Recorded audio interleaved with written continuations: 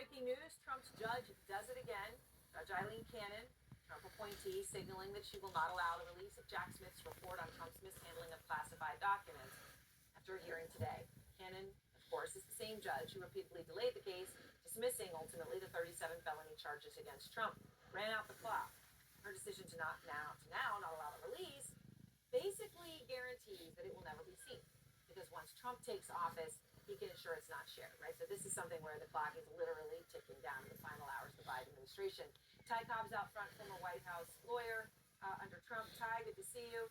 So today, Judge Cannon said, and I'll quote her, at the end of the day, what's the urgency of doing anything? I'm sorry, I'm not really laughing. I'm doing this right now. What's the urgency, Ty? 3 days before inauguration.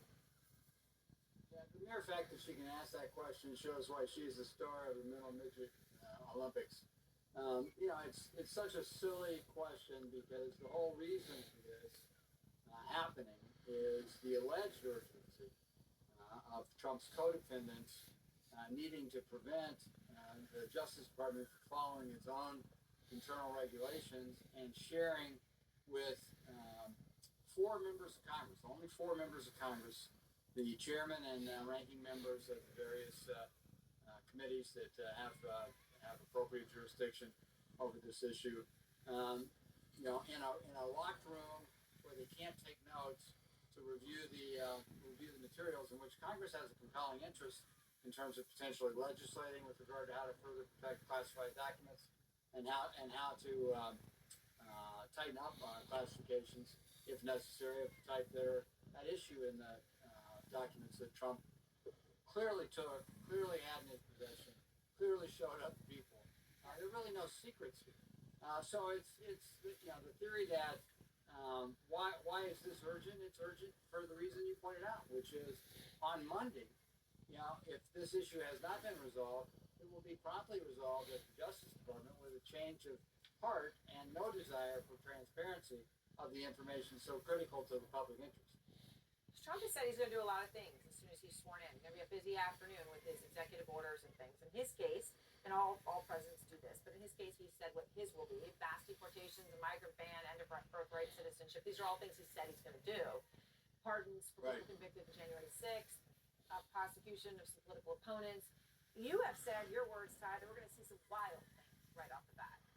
Like what? What do you think he'll do first? Yeah.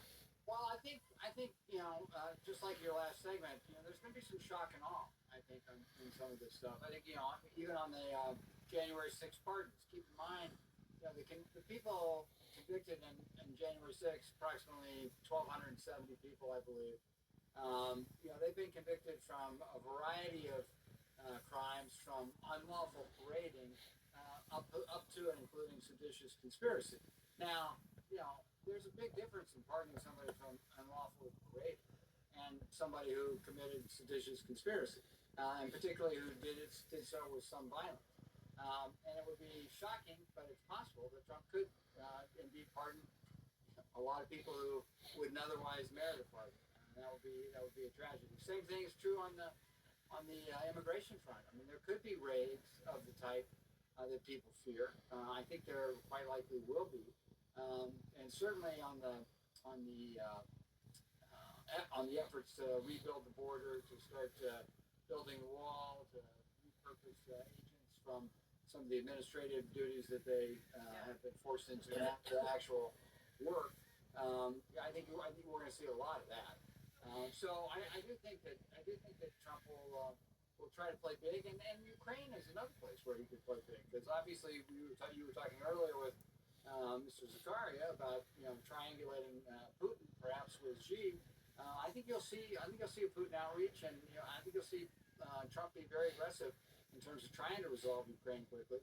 So yes, I think there will be a lot of those things, and also in the drilling and petroleum fronts, of course, where refilling the strategic oil reserves, which Biden dropped down by about 40%.